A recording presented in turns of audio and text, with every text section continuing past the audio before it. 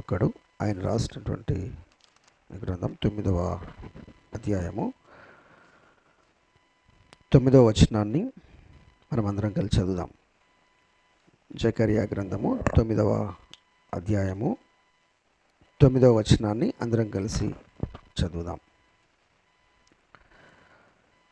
సియోను నివాసులారా బహుగా సంతోషించుడి, యెరూషలేము నివాసులారా ఉల్లాసముగా ఉండుడి. నీ రాజు నీతిపరుడును రక్షణ గలవాడును దీనుడునై గాడిదను గాడిద పిల్లను ఎక్కి నీ యొద్దకు వచ్చుచున్నాడు. ప్రభు సహాయం కొరకై ప్రార్థన చేసుకుందాం. పరిశుద్ధుడైన తండ్రి, జీవం గల దేవా, నీ పాదములకు వందనాలు స్తోత్రాలు చెల్లిస్తూ ఉంటున్నాం. ఇంతవరకు మీరు మాతో ఉండి తండ్రి, మా చేత పాటల ద్వారా మీరెవరో మేము ఎవరో తండ్రి, మీరు ఎక్కడ ప్రవేశించాలని ఆలోచన చేస్తున్నారు, మీరు ఎక్కడ నివసించాలని ఆలోచన చేస్తున్నారో మేము నీ గురించి పాడి స్తుతించాం.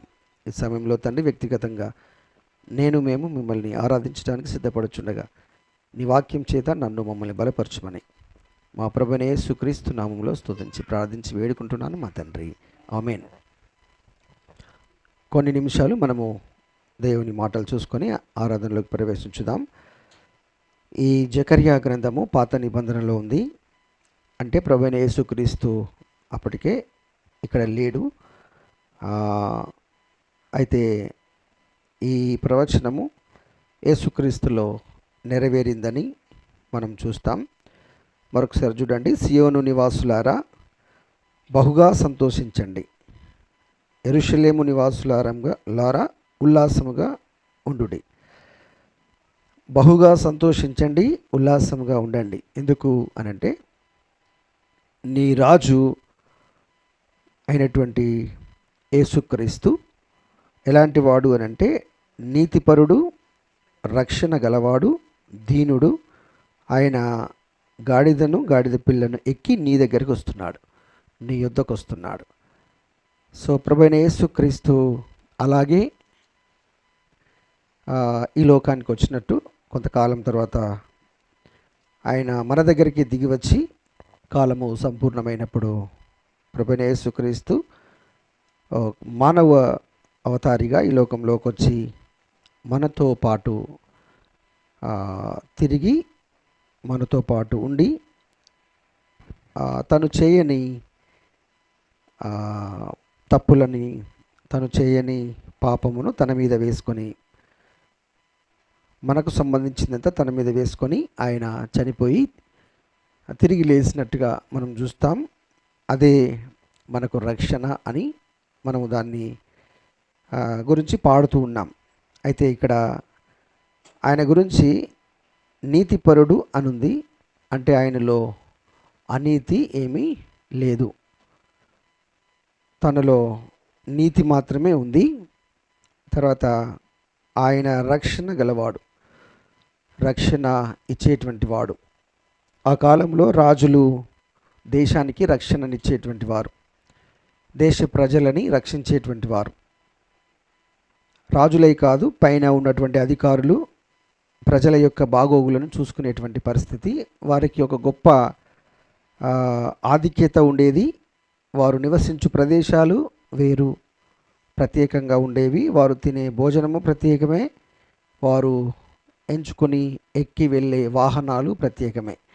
ప్రత్యేకము అనంటే సామాన్య ప్రజల కంటే ప్రత్యేకమని అర్థం. సో అలాంటి రాజు, ఆయన పేరు రాజని ప్రస్తావించినప్పుడు ఆయన ఏమెక్కి రావాలి మన దగ్గరికి? మరి ఆనాడు రాజరికానికి లేదా రాజు ప్రయాణించడానికి ఒక వాహనం ఉండేది, అది గుర్రం.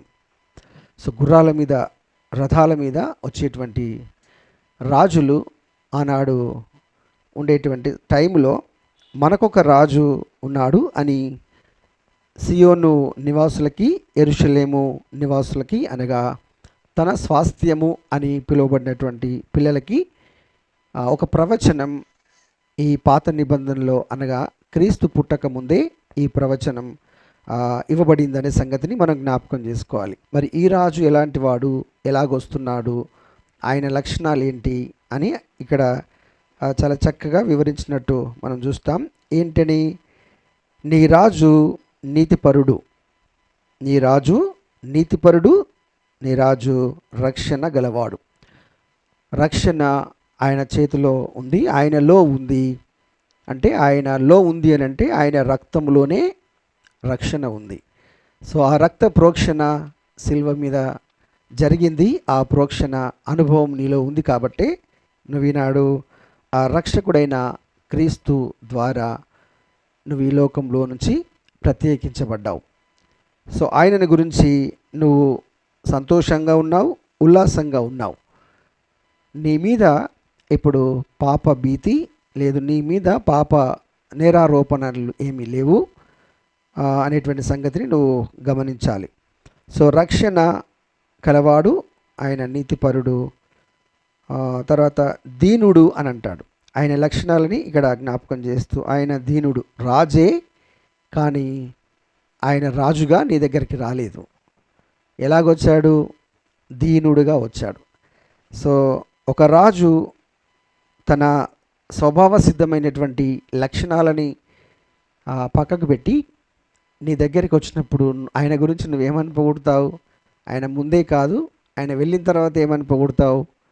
ఒకవేళ నీ దగ్గరికి ఉన్న పలంగా నీ పైన ఇంకా పైన అధికారి నీ దగ్గరికి వస్తే, అయ్యో ఇంత పెద్ద గొప్పవాళ్ళు మీరు నా దగ్గరకు వచ్చారు అని నువ్వెంత అదేది అయిపోతావు, ఉక్కిరి బిక్కిరి అయిపోతావు. ఏం పెట్టాలి, ఏం చేయాలి అని ఏదేదో చేస్తూ ఉంటావు. సో ఒక దినము క్రిస్మస్ టైంలో బహిరంగ మీటింగ్ జరిగినప్పుడు మేము అందరిలాగే సామాన్య ప్రజల్లాగానే వెళ్ళి, విశ్వాసలాగానే వెళ్ళి ప్రార్థనలు చేసి వచ్చేసాం. అప్పుడు 11 ఏమవుతుంది రాత్రి.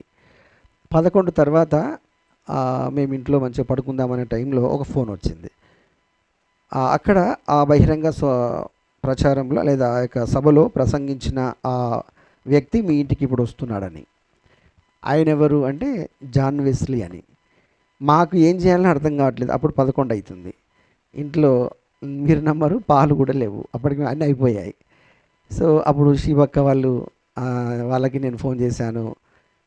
తర్వాత ఫెలిక్స్ వచ్చాడు, వీళ్ళంతా హుటాహుటిన తీసుకొని వచ్చారు. కానీ ఆయన వచ్చాడు. మేము అంటే నేను ఎందుకు చెప్తున్నాను ఈ మాట అంటే, ఈ లోకంలో ఒక దేవుని సేవకుడు, ప్రచారకుడు, స్వార్థ ప్రకటించేటువంటి వ్యక్తి వస్తేనే మేము పడినా అది అంతా ఇంత కాదు.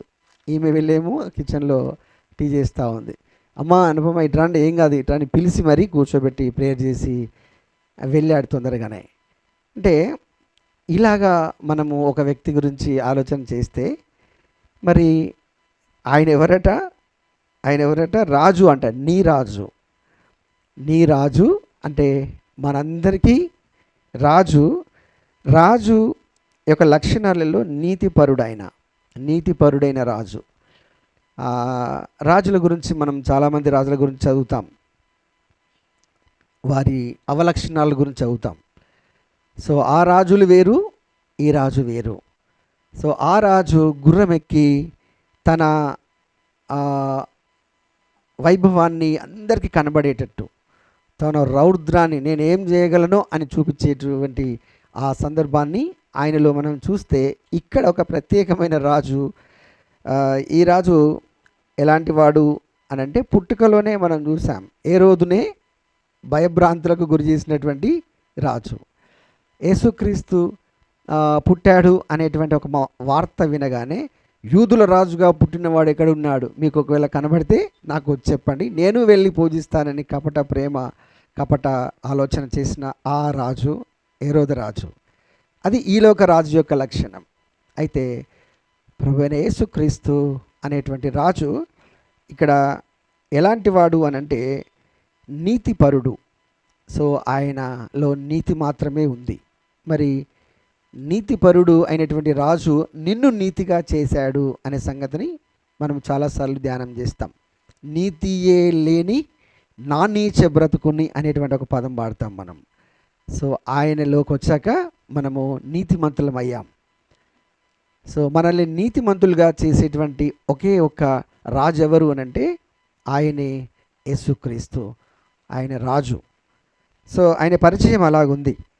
రెండో మాట గురించి మనం ఆలోచన చేస్తే ఆయన రక్షణ గలవాడు, ఆయన మాత్రమే రక్షించగల సమర్థుడు. మీరు మీకు తెలిసిన వ్యక్తుల గురించి చదవండి, లేదా తెలిసిన వాళ్ళని ఎంతమందినైనా అడగండి, ఎవరు కూడా నిన్ను రక్షిస్తాడు అనేటువంటి నిశ్చయతని నీకు ఇవ్వరు. బైబిల్లో ఒక మాట ఉంది, ఎవడును ఏ విధము చేతనైనాను తన సహోదరుణ్ణి విడిపించలేడు, రక్షించలేడు, ఇంకేం చేయలేడు. పోనీ సహోదరుణ్ణి రక్షించడం తర్వాత సంగతి, కానీ తనను తాను కూడా రక్షించుకోలేడు. సో తనను తాను రక్షించుకోలేని వాడు పక్కవాన్ని ఎలా రక్షిస్తాడు? ఇక్కడ ఉన్నటువంటి రాజు రక్షణ కలిగినటువంటి వాడు, రక్షణ ఇచ్చేటువంటి వాడు. సో అది ఆయన శిల్వ కార్యంలో మనం చూసాం, ఆయన ఎలాగా నిన్ను నన్ను రక్షించాడు అని. ఎన్ని రకాల విపత్తుల నుంచి ఆయన రక్షించాడో మనం, ఆయన బ్రతికున్న ఆ 33.5 సంవత్సరాలలో 3.5 ఏళ్ళ సర్వీస్లో ఆయన ఎంతమందిని ఎలాగ రక్షించాడో. రక్షించడం అంటే చనిపోయిన వాళ్ళను, వ్యాధులతో ఉన్న వాళ్ళని, దయ్యములు పట్టిన వాళ్ళని, సో ఇలాగా ఆత్మీయ రోగంతో ఉన్నటువంటి వాళ్ళని, ఆత్మీయ అసంతృప్తితో బ్రతుకుతున్న వాళ్ళని, నీవు వేరు నేను వేరు అని తారతమ్యాలతో, నువ్వు సమరయుడవి నేను యూదుడని, నీకు నాకు అన్టచబిలిటీ అనేటువంటి ఈ వ్యత్యాసంతో బ్రతుకుతున్న సమయంలో కూడా ఆయన అందరినీ దానిలో నుంచి తీసి రక్షించినటువంటి వ్యక్తి ఆయన. అంతేకాదు, నిన్ను నన్ను పాప భీతి నుంచి, మరణం, నిత్య మరణం నుంచి రక్షించినటువంటి రక్షణ. ఆయన ఎవరు? రక్షణ గలవాడు. సో ఆయన మాత్రమే రక్షించాడు అని ఎందుకంటామంటే, ఈ మత్తయి నుంచి మొదలు పెడితే మనకు యూదా వరకు ఆయన కార్యాలు, ఆయన రక్షించిన విధానం గురించి మనం చూస్తాం, ఎలాగ రక్షించాడని. తర్వాత ఆయనలో ఉన్న ఒక గొప్ప లక్షణం ఏంటంటే, ఇప్పుడు ఎలాగొస్తున్నాడు మరి? దీనుడై అంటే ఎంత హ్యూమిలిటీ ఆయనలో ఉంది. నేను రాజునే, కానీ నా రాజరికాన్ని నేను మీకు చూపెట్టట్లేదు, నా రాజరికంతో నేను మీ దగ్గరికి రావట్లేదు. ఒకవేళ నేను అలాగే వస్తే మీరు దూరం పారిపోతారు, మీరు ఇక్కడ ఉండరు. నేను అలాగే గుర్రం మీద వస్తే మీరు భయభ్రాంతులకు గురవుతారు. ఆ కాలంలో మనము, మా నాన్నమ్మ ఆ టైంలో చెప్పేటప్పుడు రజాకార్ అనేటువంటి మాట మీరు వినుంటారు. రజాకార్ అనేటువంటి వాళ్ళు గుర్రాల సౌండ్ వస్తేనే వీళ్ళు పరిగెత్తే వాళ్ళంట, ఊళ్ళని విడిచి అడవిలోకి వెళ్ళేటువంటి వారట. ఇలా ఆ గుర్రపు డెక్కల సౌండ్ వస్తేనే. అంటే అటువంటి భయంకరమైనటువంటి సందర్భాలు అక్కడ వాళ్ళు ఉన్నారు. కానీ ఇక్కడ ఈ రాజు దీనుడై నీ దగ్గరికి వస్తున్నాడు. ఎలాగొస్తున్నాడంటే, గాడిద పిల్లనెక్కి నీ యొద్దకు వస్తున్నాడు. ఇప్పుడు ఆయన దగ్గరికి మనం పోలేదు, ఈ మాట మనం జ్ఞాపకం చేసుకోవాలి. కాలము, గలితీయులకు రాసిన పత్రికలో ఉంటుంది కదా, కాలము పరిపూర్ణమైనప్పుడు దేవుడు తన కుమారుణ్ణి ఈ లోకంలోకి ప్రభువైన యేసుక్రీస్తుగా పంపాడు. ఎందుకు పంపాడు? నిన్ను నన్ను రక్షించడానికి, నిన్ను నన్ను నీతిపరునిగా చేయడానికి, నీతి నీ మీద ఆపాదింపజేయడానికి. సో అది ఆయన యొక్క లక్షణాలు. ఆయనే నీ రాజు, ఈరోజు నా రాజు. సో ఆయన గురించి నువ్వు ఇక పాడాలి. ఈ మాటల్ని నేను ఈ 4 సువార్తలు ధృవీకరించాయి. 4 రాశారు కదా, మత్తయి, మార్కు, లూకా, యోహాను, ఈ 4 రాశారు. చూడండి, మత్తయి సువార్త 21వ అధ్యాయంలో 1 నుంచి 11 వచనాల్లో మనం ఈ సంగతులను చూస్తాం. మత్తయి సువార్త 21వ అధ్యాయము 21వ అధ్యాయంలో అన్నీ సేమ్ విషయాలే ఉంటాయి, సేమ్ సంగతులే ఉంటాయి. దాదాపుగా అందరూ అవే రాశారు. ఇక్కడ మనము ముఖ్యమైన విషయాన్ని మనం గమనించి మనము ఆరాధనలోకి వెళ్తాం. 21వ అధ్యాయములో 5వ వచనం ఇక్కడ ఉంది. ఇదిగో నీ రాజు సాత్వికుడై గాడిదను, భారవాహక పశువు పిల్లయైన చిన్న గాడిదను ఎక్కి నీ యొద్దకు వచ్చుచున్నాడని సియోను కుమారితో చెప్పుడి. సియోను కుమారి ఉల్లసించు, సియోను కుమారి సంతోషించు. ఎవరి సియోను కుమారి? ఇశ్రాయేలు ప్రజలు. ఈనాడు మరి ఎవరితో చెప్పాలి? దేవుని రక్తంలో కడగబడినటువంటి నీకు నాకు చెప్తున్నటువంటి మాట ఏంటంటే, మీ రాజు సాత్వికుడై ఆ చిన్న గాడిదనెక్కి నీ దగ్గరికి వస్తున్నాడు. తర్వాత వస్తున్నప్పుడు నువ్వు ఏం చేయాలి? 9వ వచనం చదవండి. జన సమూహములలో ఆయనకు ముందు వెలుచుండిన వారును వెనక వచ్చుచుండిన వారును. ఎక్కడ? ఆయన ముందు నడిచేటువంటి వారు, వెనుకొచ్చేటువంటి వారు ఏం చేయాలి? దావీదు కుమారునికి జయము అంటే హోసన్నా, ప్రభు పేరిట వచ్చువాడు స్తుతింపబడునుగాక, సర్వోన్నతమైన స్థలములలో జయము అని కేకలు వేయిచుండరి. ఈ కేక ఎక్కడ విన్నాం మనం? ఎక్కడ విన్నాం?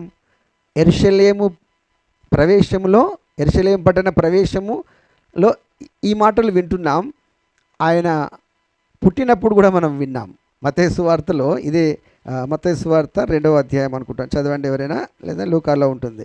సర్వోన్నతమైన స్థలములలో దేవునికి మహిమయు ఆయనకిష్టులైన మనుషులకు భూమి మీద సమాధానము కలుగునుగాక అని అన్నట్టుగా మనము లూకాలో అనుకుంటాం. లూకాలో కనబడుతుందాము. చదవండి చదవండి.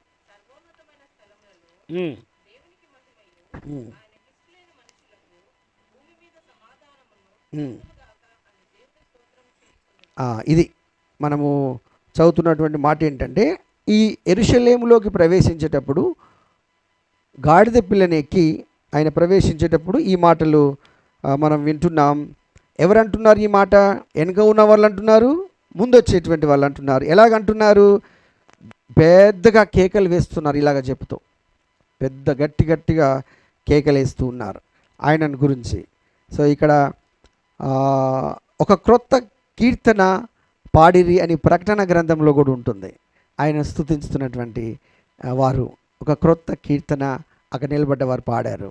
సో ఇక్కడ యెరూషలేములోకి ప్రవేశిస్తున్నటువంటి సందర్భంలో కూడా కొంతమంది ఏమో అంటే ఎవరికి తోచిన విధంగా, ఎవరి హృదయం స్పందించిన రీతిగా వారు దేవుని ముందు స్పందించారని మనం ఈ 8-9 వచనాలు చూస్తే మనం చూస్తాం. కొంతమంది ఏం చేశారు? 7వ వచనం, కొంతమంది ఏమో వెళ్ళి తీసుకొని వచ్చారు ఆయన చెప్పిన మాట విని.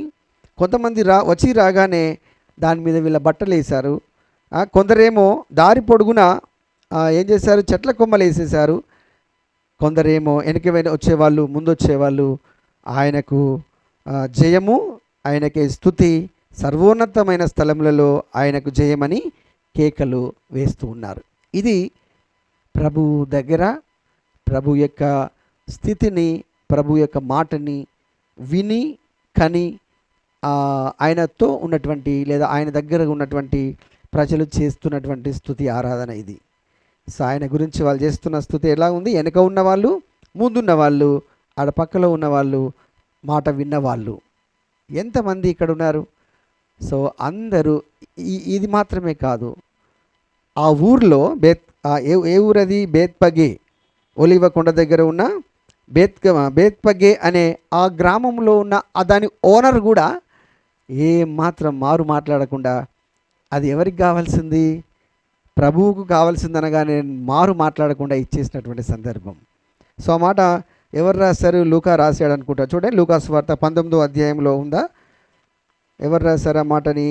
లూకా సువార్త 19వ అధ్యాయము 34వ వచనం. అందుకు వారు ఇది ప్రభువునకు కావలసి ఉన్నదనిరి.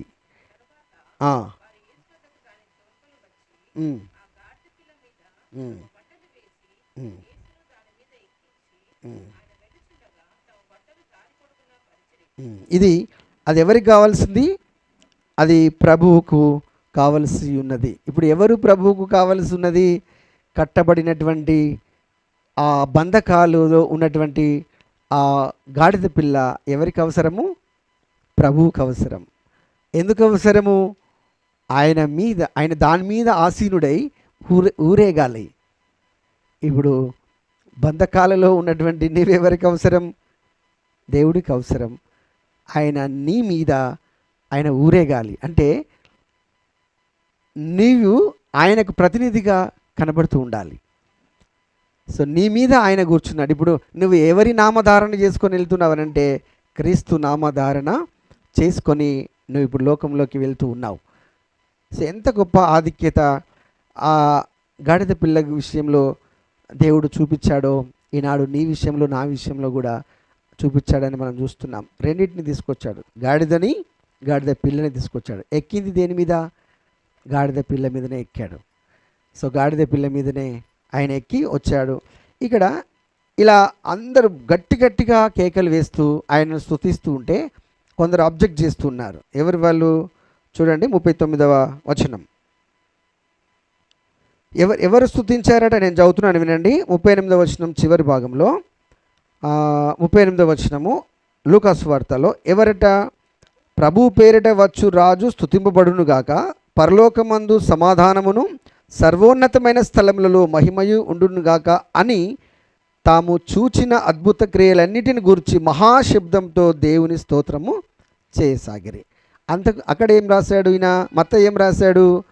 గట్టిగా అని కేకలు వేయిచుండిరి, సర్వోన్నతమైన స్థలములలో జయమని అక్కడ కేకలు వేశారని మత్తయి రాస్తూ ఉంటే ఈయనేమంటున్నాడంటే మహాశబ్దంతో దేవునికి స్తోత్రం చేస్తున్నారు. ఎవరు?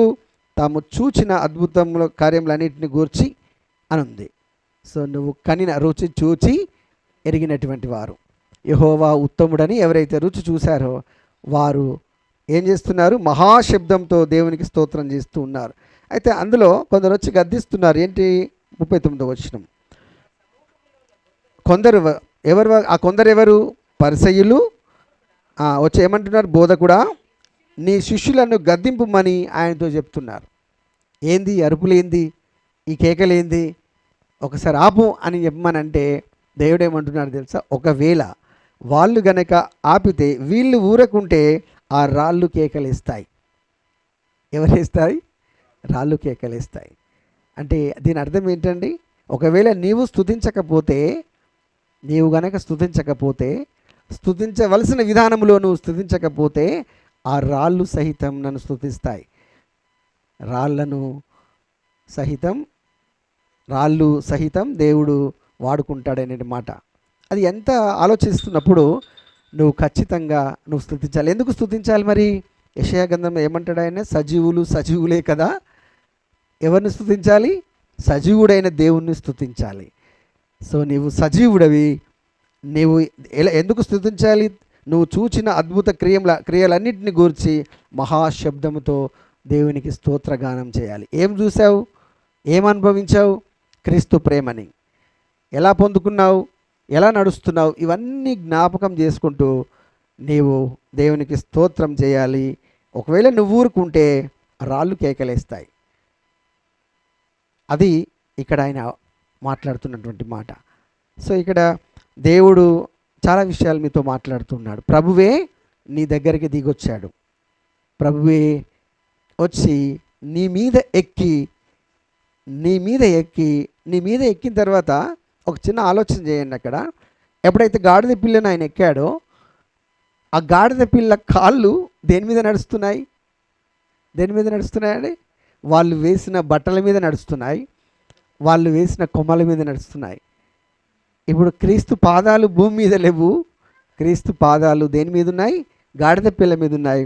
గాడిద కాళ్ళు ఎక్కడున్నాయి? వాటి మీద ఉన్నాయి. అంటే ఎంత ఘనత గాడిద పిల్లకి వస్తుందో. నేను గాడిద పిల్లనా నువ్వు ఫీల్ అవ్వడానికి కాదు ఇక్కడ నేను చెప్పేది. సో దేవుడు నిన్ను ఎంతో స్వల్పమైనటువంటి సాత్వికమైనటువంటి స్వభావము ఒక రాజులో నుంచి వస్తుందో ఆయన జ్ఞాపకం చేస్తూ, గాడిద మీద ఎక్కలేదు, తన పిల్ల మీద ఎక్కాడు. దాని మీద ఎన్నడూను ఇంతవరకు ఎవరు ఎక్కలేదు. నీ మీద ఎవరు అలాగ స్వారీ చేసి నీకంత ఘనత తెచ్చిన వాళ్ళు ఎవరు లేరు. మరి ఎవరు తెచ్చారు? క్రీస్తే నీకంత గొప్ప ఘనతని తీసుకొచ్చాడు. సో అంత గొప్ప ఘనత తీసుకొచ్చిన నీవు మహాశబ్దముతో నీలో జరిగిన ఆ రక్షణ కార్యాన్ని గురించి, నువ్వు చూసిన అద్భుత కార్యాలను గురించి నువ్వేం చేయాలి? దేవునికి మహాశబ్దంతో స్తోత్రగానం చేయాలి. ఇది లూకా రాస్తూ ఉన్నాడు. మార్క్ ఏం రాస్తున్నాడు? చదవండి. మార్కు సువార్త 11వ అధ్యాయంలో ఏమైనా దొరుకుతుందేమో చూసి మనము ముందుకు వెళ్దాం. మార్కు సువార్త 11వ అధ్యాయము మార్కు సువార్త 11వ అధ్యాయంలో మార్కు సువార్త 11వ అధ్యాయము మార్కు సువార్త తర్వాత మత్తయి వీళ్ళిద్దరూ సేమ్గా రాసినట్టుగా మనం చూస్తాం. అదే విషయాలు రాస్తారు. ప్రభు పేరిట వచ్చువాడు స్తుతింపబడును గాక అని రాస్తారు. సర్వోన్నతమైన స్థలములలో జయము అని కేకలు వేస్తున్నట్టుగా మనం చూస్తాం. చివరిగా మనము యోహాను సువార్త 12వ అధ్యాయము 12 నుంచి 15 వరకు మరి యోహాను ఏమని దీని గురించి చెప్పాడో మనం చూసి ఆరాధనలోకి వెళ్దాం. 12వ అధ్యాయము 14వ వచనం చదవండి. సియోను కుమారి భయపడకము, ఇదిగో నీ రాజు గాడిద పిల్ల మీద ఆసీనుడై వచ్చుచున్నాడు అని వ్రాయబడిన ప్రకారము యేసు ఒక చిన్న గాడిదను కనుగొని దాని మీద కూర్చుండెను. చిన్న గాడిదను కనుగొని, ఈ కనుగొని అనేటువంటి మాట.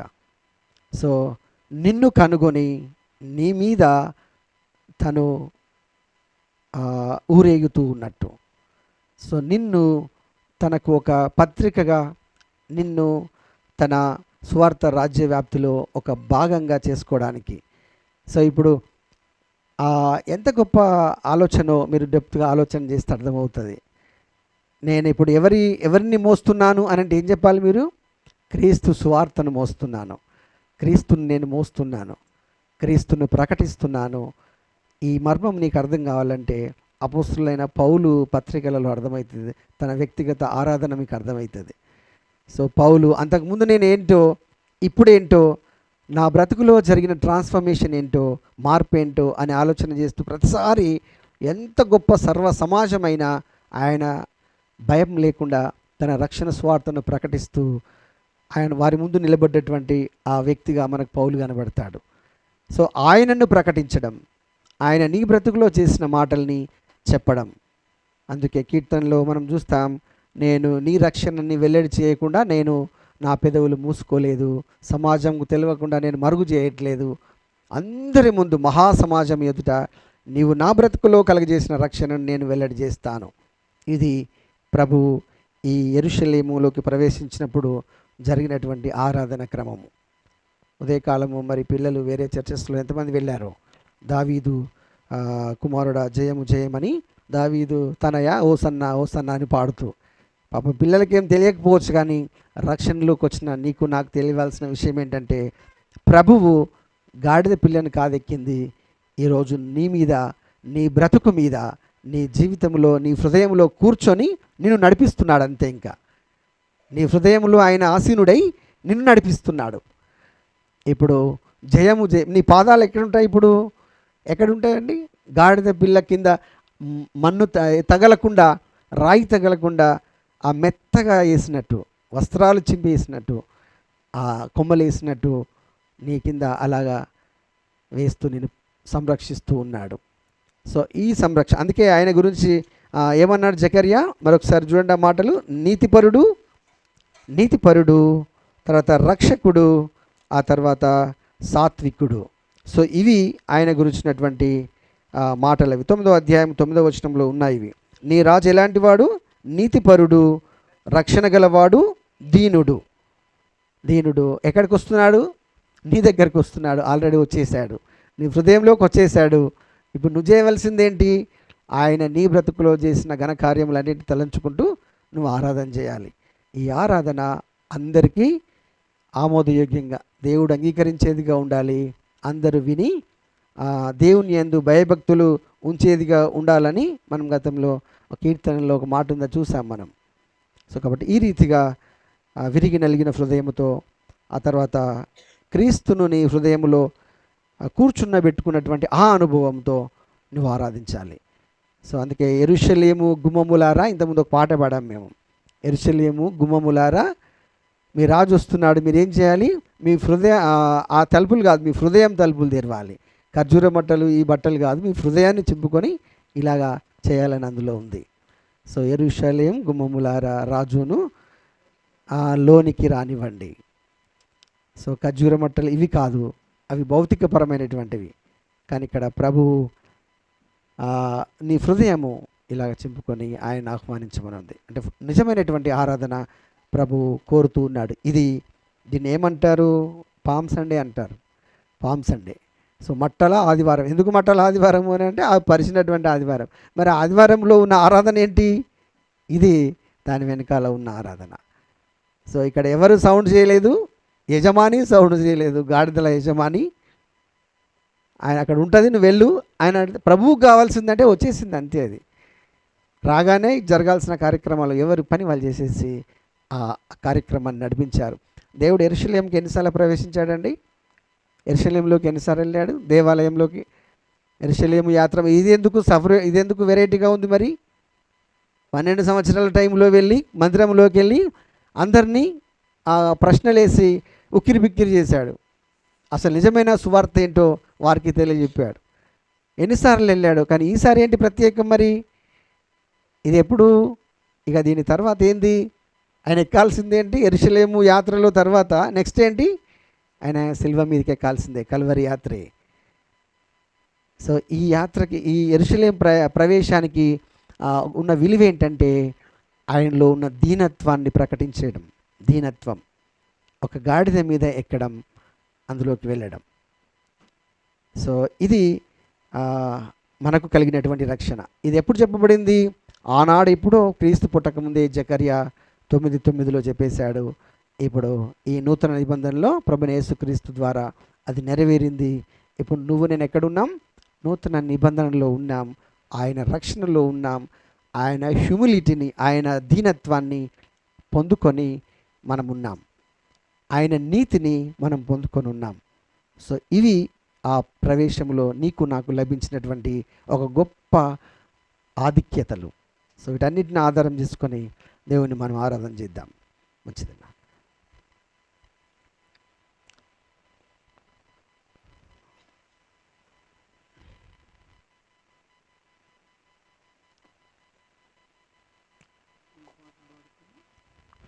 పాట పాడుకొని ప్రభుని ఆరాధించుకుందాం.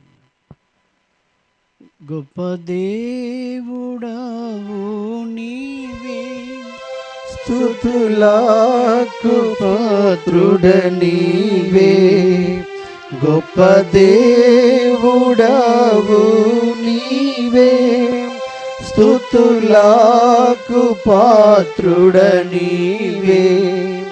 తప్పక ఆరాధింతు, దయాళుడవు నీవే. తప్పక ఆరాధింతు, దయాళుడవు నీవే. రుచి చూచి ఎరిగితిని, యెహోవా ఉత్తముడనియు. రుచి చూచి ఎరిగితిని, యెహోవా ఉత్తముడనియు. రక్షకునాశ్రయించి నే ధన్యుడనైతిని. రక్షకునాశ్రయించి నే ధన్యుడనైతిని. రుచి చూచి ఎరిగితిని, యెహోవా ఉత్తముడనియు. రుచి చూచి ఎరిగితిని, యెహోవా ఉత్తముడనియు.